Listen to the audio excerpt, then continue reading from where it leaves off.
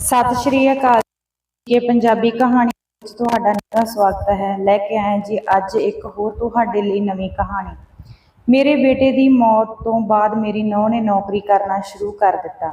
ਉਹ ਸਾਰੀ ਰਾਤ ਘਰ ਤੋਂ ਬਾਹਰ ਰਹਿੰਦੀ ਸੀ ਤੇ ਪਰ ਉਹ ਹਰ ਮਹੀਨੇ ਜਦੋਂ ਉਹ 50,000 ਰੁਪਏ ਘਰ ਲੈ ਕੇ ਆਉਂਦੀ ਤਾਂ ਮੈਂ ਹੈਰਾਨ ਸੀ ਕਿ ਉਹ ਇੰਨੇ ਪੈਸੇ ਕਿੱਥੋਂ ਲੈ ਕੇ ਆਉਂਦੀ ਹੈ। ਮੇਰੀ ਨੂੰਹ ਤਾਂ ਅਨਪੜ੍ਹ ਸੀ, ਜ਼ਿਆਦਾ ਪੜ੍ਹੀ ਨਹੀਂ ਸੀ, ਸਿਰਫ 4-5 ਕਲਾਸਾਂ ਹੀ ਪੜ੍ਹੀ ਸੀ।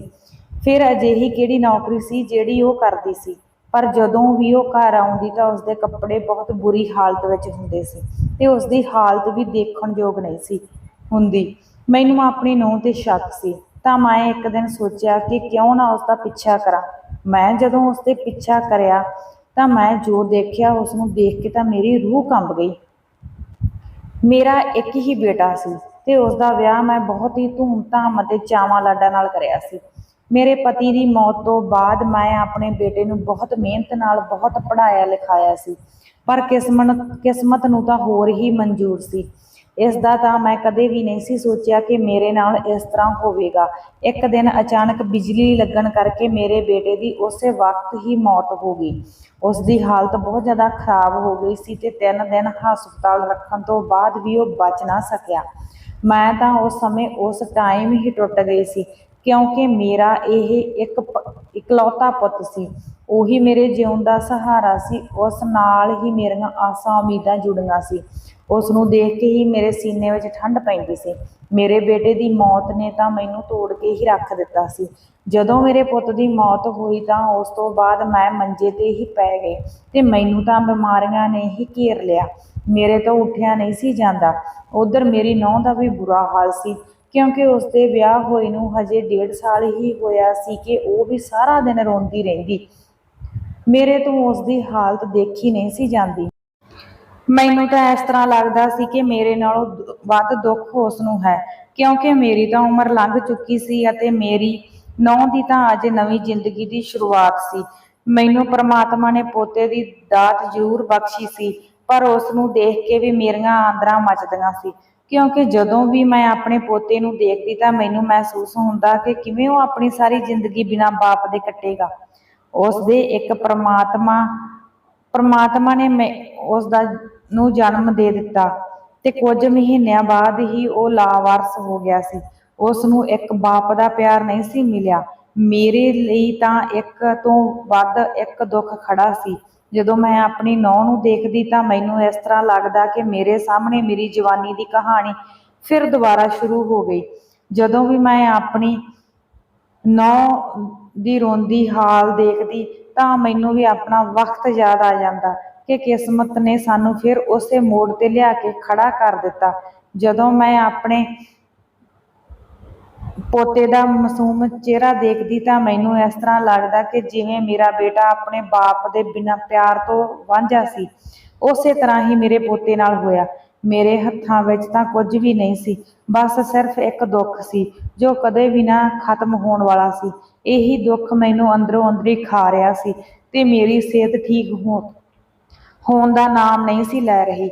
ਮੈਨੂੰ ਤਾਂ ਇਹੀ ਸਾਰਾ ਦਿਨ ਫਿਕਰ ਵੱਢ ਕੇ ਖਾਂਦਾ ਸੀ ਕਿ ਮੈਂ ਆਪਣੀ ਨੂੰਹ ਦੇ ਨਾਲ ਖੜ ਕੇ ਦੁੱਖ ਉਸਦਾ ਕੱਟਣਾ ਸੀ, ਪਰ ਮੈਂ ਤਾਂ ਮੰਜੇ ਤੇ ਪਈ ਸੀ ਕਿਉਂਕਿ ਘਰ ਦੀ ਹਾਲਤ ਵੀ ਇਸ ਤਰ੍ਹਾਂ ਦੀ ਹੋ ਗਈ ਸੀ ਕਿ ਘਰ ਦਾ ਗੁਜ਼ਾਰਾ ਹੋਣਾ ਵੀ ਬਿਲਕੁਲ ਬਹੁਤ ਮੁਸ਼ਕਲ ਸੀ।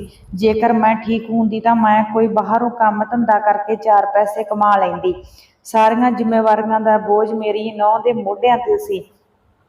ਮੈਂ ਨਾ ਤਾਂ ਆਪਣੀ ਨੂੰਹ ਨੂੰ ਇਸ ਤਰ੍ਹਾਂ ਵੀ ਨਹੀਂ ਕਹਿ ਸਕਦੀ ਸੀ ਕਿ ਤੂੰ ਬਾਹਰ ਕੰਮ ਕਰਨ ਲਈ ਚਲੀ ਜਾਇਆ ਕਰ ਤੇ ਕੋਈ 4 ਪੈਸੇ ਆ ਜਾਣਗੇ ਕਿਉਂਕਿ ਮੇਰੀ ਬਿਮਾਰੀ ਹਰ ਰੋਜ਼ ਦਾ ਖਰਚਾ ਹੁੰਦਾ ਸੀ ਤੇ ਉਧਰੋਂ ਮਾਸੂਮ ਬੱਚਾ ਸੀ।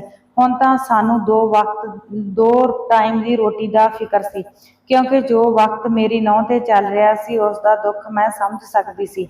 ਮੈਂ ਤਾਂ ਉਸਦੇ ਪੇਕਿਆਂ ਨੂੰ ਵੀ ਨਹੀਂ ਸੀ ਕੁਝ ਕਹਿ ਸਕਦੀ ਕਿਉਂਕਿ ਜਿੰਨਾ ਦੁੱਖ ਮੈਨੂੰ ਸੀ ਉਸ ਤੋਂ ਵੱਧ ਉਹਨਾਂ ਨੂੰ ਵੀ ਸੀ ਕਿਉਂਕਿ ਉਹਨਾਂ ਦੀ ਜਵਾਨ ਧੀ ਵਿਧਵਾ ਹੋ ਚੁੱਕੀ ਸੀ। ਮੈਨੂੰ ਤਾਂ ਇਹੀ ਫਿਕਰ ਸੀ ਕਿ ਸਾਡੇ ਘਰ ਦਾ ਖਰਚਾ ਕਿਵੇਂ ਚੱਲੇਗਾ।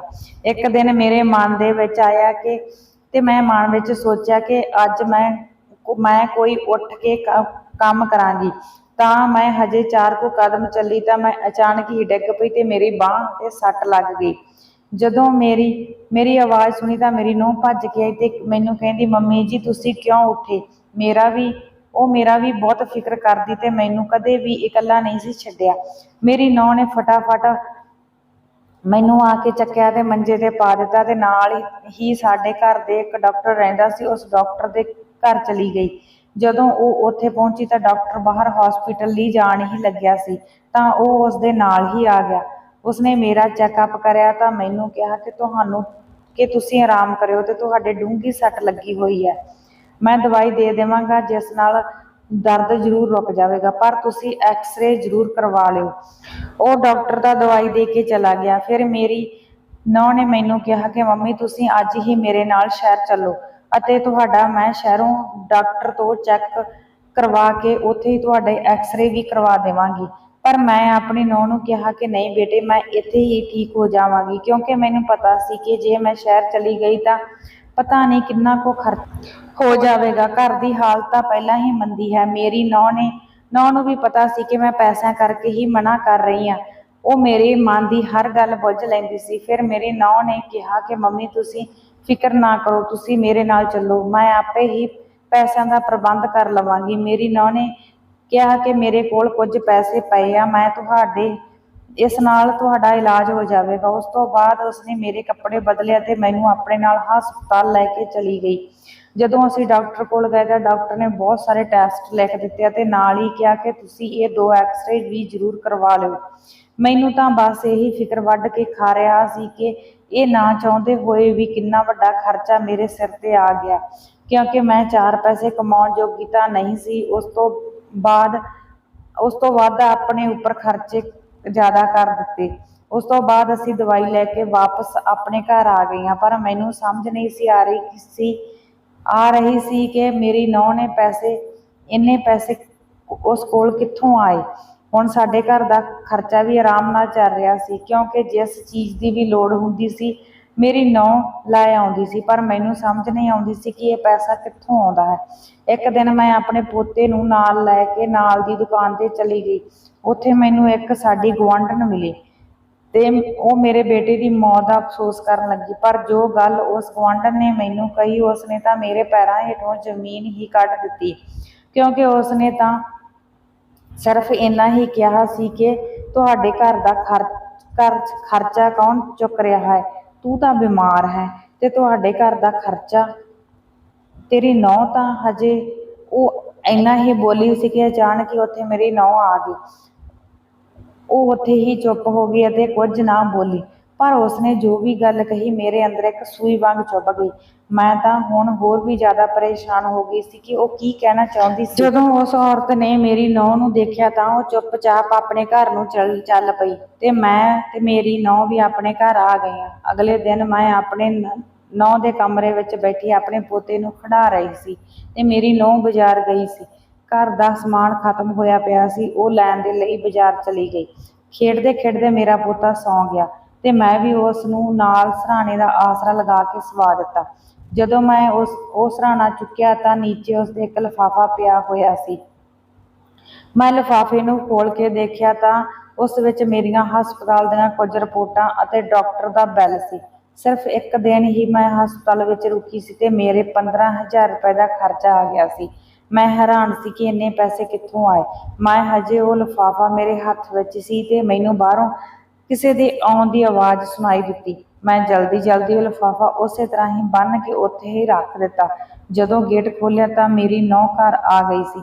ਜਦੋਂ ਮੇਰੀ ਨੂੰਹ ਕਮਰੇ ਦਾ ਗੇਟ ਖੋਲ੍ਹ ਲਿਆ ਤਾਂ ਉਸਦੇ ਹੱਥ ਵਿੱਚ ਬਹੁਤ ਹੀ ਸਾਰਾ ਸਮਾਨ ਨਾਲ ਭਰੇ ਹੋਏ ਲਿਫਾਫੇ ਸਨ। ਉਸਨੇ ਉਹਨਾਂ ਲਿਫਾਫਿਆਂ ਨੂੰ ਬਹੁਤ ਹੀ ਮੁਸ਼ਕਲ ਨਾਲ ਚੁੱਕਿਆ ਹੋਇਆ ਸੀ ਤੇ ਮੈਨੂੰ ਦੇਖ ਕੇ ਥੋੜ੍ਹਾ ਜਿਹਾ ਮੁਸਕਰਾਈ ਤੇ ਕਹਿਣ ਲੱਗੀ, ਇਹ ਅੱਜ ਤਾਂ ਬਾਜ਼ਾਰ ਵਿੱਚ ਮੈਂ ਥੱਕ ਹੀ ਗਈ। ਜਦੋਂ ਉਸਨੇ ਇਸ ਤਰ੍ਹਾਂ ਕਿਹਾ ਕਿ ਮੈਂ ਹੈਰਾਨੀ ਭਰੀਆਂ ਨਜ਼ਰਾਂ ਨਾਲ ਦੇਖਿਆ ਕਿ ਉਹ ਕੌਣ ਸੀ ਤੇਰੇ ਨਾਲ ਜਿਸ ਨੇ ਤੈਨੂੰ ਥਕਾ ਦਿੱਤਾ। ਤਾਂ ਫਿਰ ਉਸਨੇ ਜਲਦੀ ਗੱਲ ਬਦਲੀ ਤੇ ਕਿਹਾ ਕਿ ਮੈਂ ਆਪਣੀ ਗੁਆਂਢਣ ਨਿੰਮੋ ਨੂੰ ਆਪਣੇ ਨਾਲ ਲੈ ਕੇ ਗਈ ਸੀ। ਪਰ ਮੈਨੂੰ ਉਸਦੀ ਗੱਲ ਤੇ ਹੋਰ ਵੀ ਜ਼ਿਆਦਾ ਹੈਰਾਨੀ ਉਦੋਂ ਹੋਈ ਜਦੋਂ ਮੈਂ ਤਾਂ ਨਿੰਮੋ ਨਾਲ ਦੁਪਹਿਰ ਦੇ ਟਾਈਮ ਤੇ ਫੋਨ ਤੇ ਗੱਲ ਕਰੀ ਸੀ। ਮੈਨੂੰ ਤਾਂ ਹੁਣ ਦਾਲ ਵਿੱਚ ਕੁਝ ਕਾਲਾ ਨਜ਼ਰ ਆ ਰਿਹਾ ਸੀ। ਮੈਨੂੰ ਆਪਣੀ ਨੂੰਹ ਤੇ ਪੂਰਾ ਸ਼ੱਕ ਹੋ ਰਿਹਾ ਕਿ ਉਹ ਕੁਝ ਨਾ ਕੁਝ ਗਲਤ ਕੰਮ ਜ਼ਰੂਰ ਕਰ ਰਹੀ ਹੈ। ਇੰਨਾ ਸਾਰਾ ਸਮਾਨ ਲਿਆ, ਉਸਨੇ ਸਾਰਾ ਸਮਾਨ ਲਿਆ ਕੇ ਇੱਕ ਕੁਰਸੀ ਦੇ ਉੱਪਰ ਰੱਖ ਦਿੱਤਾ। ਮੈਂ ਤਾਂ ਹੈਰਾਨ ਸੀ ਕਿ ਉਹ ਇਸ ਸਮਾਨ ਦੇ ਲਈ ਕਿੱਥੋਂ ਪੈਸੇ ਲੈ ਕੇ ਆਈ ਹੋਵੇਗੀ। ਫਿਰ ਮੈਨੂੰ ਉਸ ਗੁਆਂਢਣ ਦੀ ਵੀ ਗੱਲ ਯਾਦ ਆਈ ਜੋ ਉਸਦੀ ਹਜੇ ਤੱਕ ਅਧੂਰੀ ਸੀ, ਪਰ ਮੈਨੂੰ ਚਿੰਤਾ ਦੇ ਵਿੱਚ ਪਾ ਗਈ। ਫਿਰ ਉਹ ਰਸੋਈ ਵਿੱਚ ਚਲੀ ਗਈ ਤੇ ਪਾਣੀ ਦਾ ਗਲਾਸ ਲਿਆ ਕੇ ਕੁਰਸੀ ਦੇ ਉੱਪਰ ਮੇਰੇ ਸਾਹਮਣੇ ਹੀ ਬੈਠ ਗਈ ਤੇ ਮੈਨੂੰ ਕਹਿੰਦੀ, ਮੰਮੀ ਜੀ ਮੈਂ ਨੌਕਰੀ ਕਰਨਾ ਚਾਹੁੰਦੀ ਹਾਂ, ਐਵੇਂ ਤਾਂ ਆਪਣੇ ਘਰ ਦਾ ਖਰਚਾ ਨਹੀਂ ਚੱਲਣਾ। ਮੈਨੂੰ ਕਹਿੰਦੀ, ਮੰਮੀ ਮੈਂ ਕੱਲ੍ਹ ਤੋਂ ਕੰਮ ਤੇ ਜਾਣਾ ਹੈ, ਮੈਨੂੰ ਨੌਕਰੀ ਮਿਲ ਗਈ ਹੈ। ਮੈਂ ਹੈਰਾਨੀ ਭਰੀਆਂ ਨਜ਼ਰਾਂ ਨਾਲ ਉਸ ਦੇ ਮੂੰਹ ਵੱਲ ਦੇਖਿਆ ਤੇ ਉਸ ਨੂੰ ਕਿਹਾ, ਕੁਝ ਵੀ ਕਹਿ ਨਾ ਸਕੀ। ਉਹ ਕੋਈ ਨੌਕਰੀ ਕਰਨ ਦੇ ਲਈ ਘਰ ਤੋਂ ਬਾਹਰ ਜਾਵੇ ਮੈਂ ਨਹੀਂ ਸੀ ਚਾਹੁੰਦੀ। ਅਗਲੇ ਦਿਨ ਸੁਬਾਹ ਮੈਂ ਜਲਦੀ ਉੱਠ ਖੜੀ ਕਿਉਂਕਿ ਮੈਨੂੰ ਪਤਾ ਸੀ ਕਿ ਮੇਰੀ ਨੂੰਹ ਨੇ ਨੌਕਰੀ ਤੇ ਜਾਣਾ ਹੈ ਤੇ ਉਸ ਦੀ ਇਹ ਵੀ ਜਿੱਦ ਸੀ। ਉਹ ਆਪਣੀ ਜਿੱਦ ਤੇ ਅੜ ਗਈ ਤੇ ਨੌਕਰੀ ਮੈਂ ਜ਼ਰੂਰ ਹੀ ਕਰਾਂਗੀ। ਮੈਂ ਸੋਚਿਆ ਮੈਂ ਉਸ ਦੇ ਲਈ ਕੰਮ ਸੌਖਾ ਕਰ ਦੇਵਾਂ। ਮੈਂ ਸੁਬਾਹ ਜਲਦੀ ਉੱਠ ਕੇ ਨਾਸ਼ਤਾ ਬਣਾਇਆ ਤੇ ਹੋਰ ਸਾਰੇ ਘਰ ਦੇ ਕੰਮ ਕਰਨੇ ਸ਼ੁਰੂ ਕਰ ਦਿੱਤੇ ਕਿਉਂਕਿ ਮੈਨੂੰ ਪਤਾ ਸੀ ਕਿ ਅੱਜ ਉਸਨੇ ਜ਼ਰੂਰ ਜਾਣਾ ਹੈ। ਮੈਨੂੰ ਪੁੱਛਣ ਲੱਗੀ ਕਿ ਮੰਮੀ ਤੁਸੀਂ ਸਾਰਾ ਘਰ ਦਾ ਕੰਮ ਕਿਉਂ ਕਰਿਆ? ਮੈਂ ਉਸਨੂੰ ਕਿਹਾ ਕਿ ਪੁੱਤ ਤੂੰ ਨੌਕਰੀ ਤੇ ਜਾਣਾ ਹੈ, ਜੇ ਮੈਂ ਕੰਮ ਕਰ ਦੇਵਾਂਗੀ ਤਾਂ ਤੂੰ ਜਲਦੀ ਆਪਣੇ ਟਾਈਮ ਸਿਰ ਕੰਮ ਤੇ ਚਲੀ ਜਾਵੇਂਗੀ। ਤਾਂ ਉਹ ਅੱਗੋਂ ਹੱਸ ਕੇ ਬੋਲੀ, ਮੰਮੀ ਮੈਂ ਸੁਬਾਹ ਨਹੀਂ ਨੌਕਰੀ ਜਾਣਾ, ਮੇਰੀ ਨੌਕਰੀ ਤਾਂ ਸ਼ਾਮ ਨੂੰ ਹੈ। ਮੈਂ ਤਾਂ ਹੈਰਾਨ ਸੀ ਕਿ ਰਾਤ ਦੀ ਵੀ ਕੋਈ ਨੌਕਰੀ ਹੁੰਦੀ ਹੈ।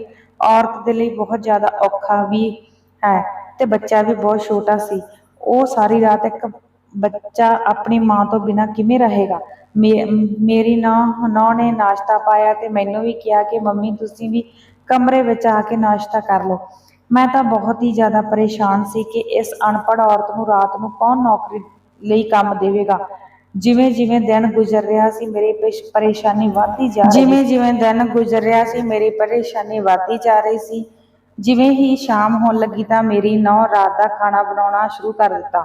7 ਵਜੇ ਮੇਰੀ ਨੂੰਹ ਮੇਰੇ ਲਈ ਖਾਣਾ ਬਣਾ ਕੇ ਮੈਨੂੰ ਦੇ ਗਈ ਅਤੇ ਨਾਲ ਹੀ ਮੈਨੂੰ ਦੁੱਧ ਗਰਮ ਕਰਕੇ ਮੇਰੇ ਪੋਤੇ ਲਈ ਦੇ ਦਿੱਤਾ ਤੇ ਕਿਹਾ ਕਿ ਮਾਂ ਜੀ ਤੁਸੀਂ ਇਸ ਨੂੰ ਹੁਣ ਖੇਡਣ ਦਿਓ, ਜਦੋਂ ਕਾਫੀ ਟਾਈਮ ਖੇਡੇਗਾ ਤਾਂ ਰਾਤ ਨੂੰ ਆਪੇ ਸੁੱਤਾ ਰਹੇਗਾ। ਇੰਨਾ ਕਹਿ ਕੇ ਉਹ ਆਪਣਾ ਪਰਸ ਚੁੱਕ ਕੇ ਚਲੀ ਗਈ। ਜੇਕਰ ਮੇਰਾ ਬੇਟਾ ਅੱਜ ਹੁੰਦਾ ਤਾਂ ਇਹ ਦਿਨ ਨਾ ਦੇਖਣੇ ਪੈਂਦੇ। 2 ਘੰਟਿਆਂ ਬਾਅਦ ਮੇਰਾ ਪੋਤਾ ਖੇਡ ਕੇ ਸੌਂ ਗਿਆ, ਪਰ ਮੇਰੀਆਂ ਅੱਖਾਂ ਵਿੱਚ ਨੀਂਦ ਉੱਡ ਚੁੱਕੀ ਸੀ।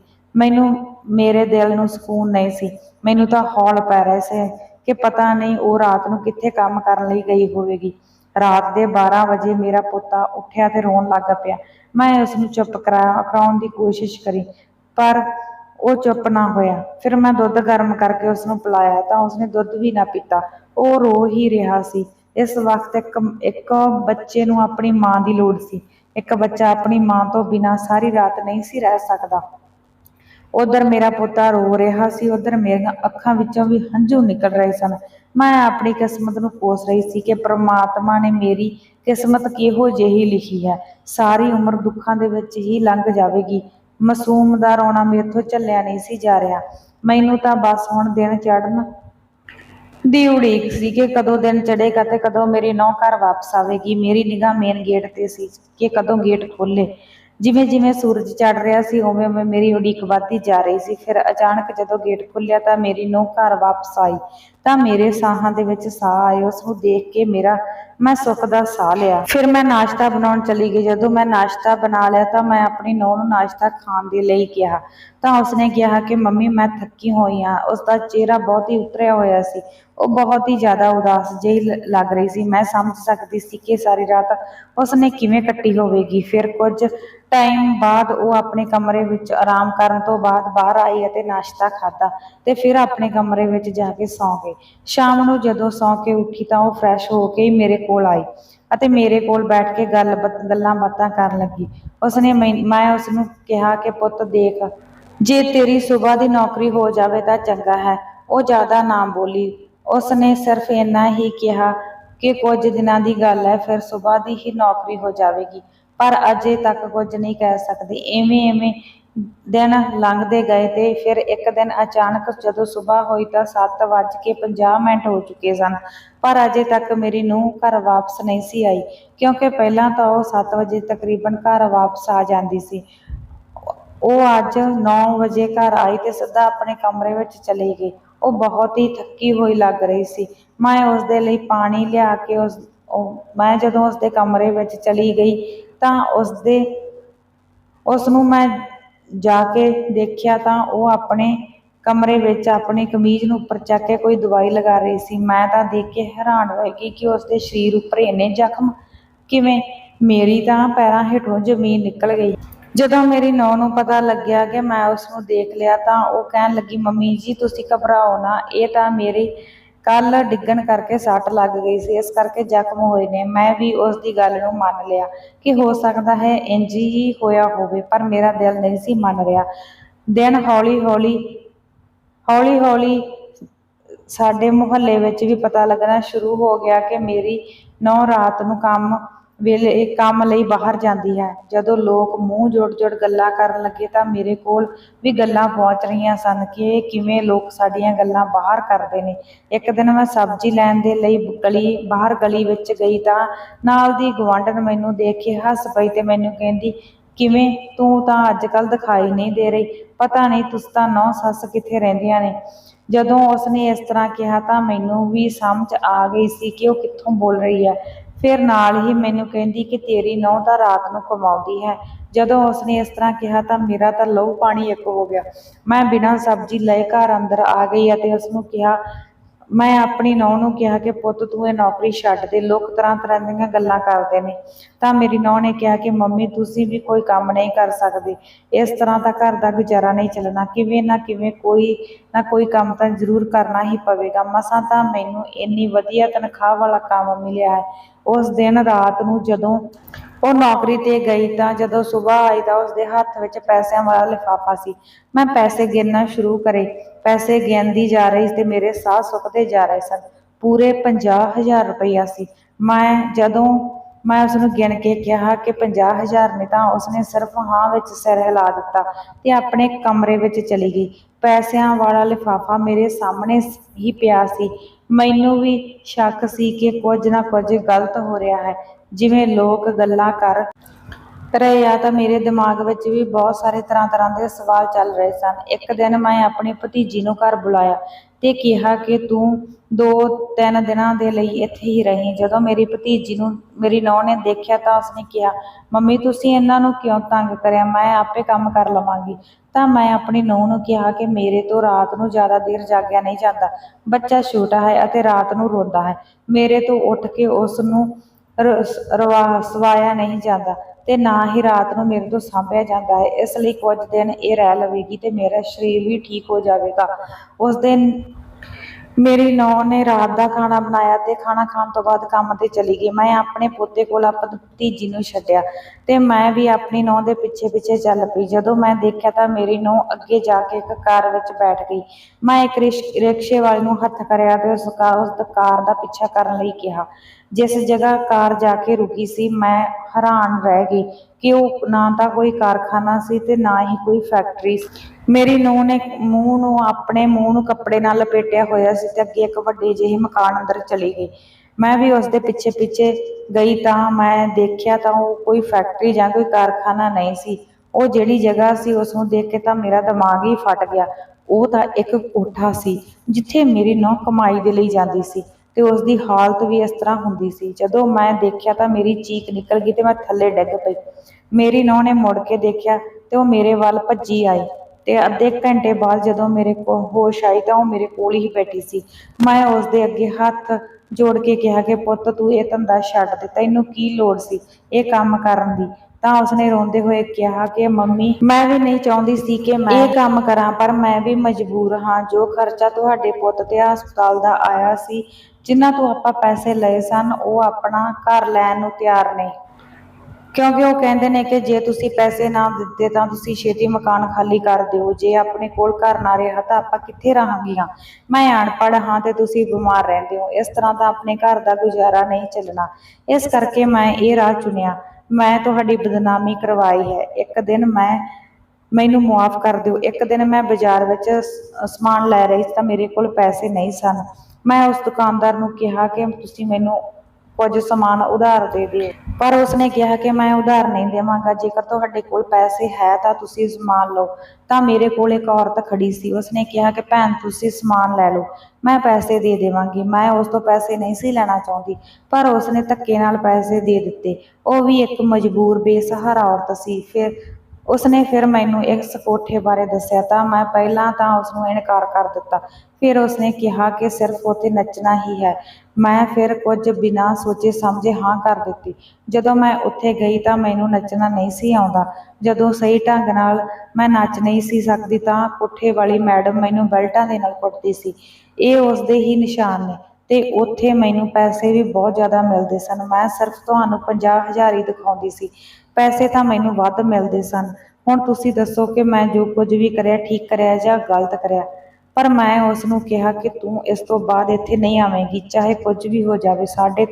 ਸਾਡਾ ਘਰ ਉਹਨਾਂ ਨੇ ਖੋਹ ਲਿਆ ਸੀ, ਜਿਨ੍ਹਾਂ ਨੇ ਮੇਰੇ ਪੁੱਤ ਦਾ ਇਲਾਜ ਲਈ ਪੈਸੇ ਦਿੱਤੇ ਸਨ। ਫਿਰ ਅਸੀਂ ਪਿੰਡ ਛੱਡ ਕੇ ਕਿਸੇ ਹੋਰ ਜਗ੍ਹਾ ਰਹਿਣ ਲੱਗ ਪਈਆਂ ਅਤੇ ਮੈਂ ਲੋਕਾਂ ਦੇ ਘਰ ਵਿੱਚ ਜਾ ਕੇ ਬਰਤਨ ਸਾਫ਼ ਕਰਨੇ ਅਤੇ ਸਫਾਈ ਦਾ ਕੰਮ ਅਸੀਂ ਦੋਵਾਂ ਨੇ ਕਰਨਾ ਸ਼ੁਰੂ ਕਰ ਦਿੱਤਾ। ਤੇ ਇਸੇ ਤਰ੍ਹਾਂ ਹੀ ਸਾਡਾ ਬਸ ਗੁਜ਼ਾਰਾ ਚੱਲਦਾ ਰਿਹਾ। ਹਾਂਜੀ ਦੋਸਤੋ, ਤੁਹਾਡੀ ਕੀ ਰਾਏ ਹੈ ਇਸ ਕਹਾਣੀ ਬਾਰੇ? ਆਪਣੇ ਕਮੈਂਟਾਂ ਰਾਹੀਂ ਜ਼ਰੂਰ ਦੱਸਿਓ। ਮਿਲਾਂਗੇ ਜੀ ਕੱਲ੍ਹ ਨੂੰ ਕਿਸੇ ਹੋਰ ਨਵੀਂ ਕਹਾਣੀ ਦੇ ਨਾਲ। ਤਦ ਤੱਕ ਲਈ ਦਿਓ ਇਜਾਜ਼ਤ। ਸਤਿ ਸ਼੍ਰੀ ਅਕਾਲ।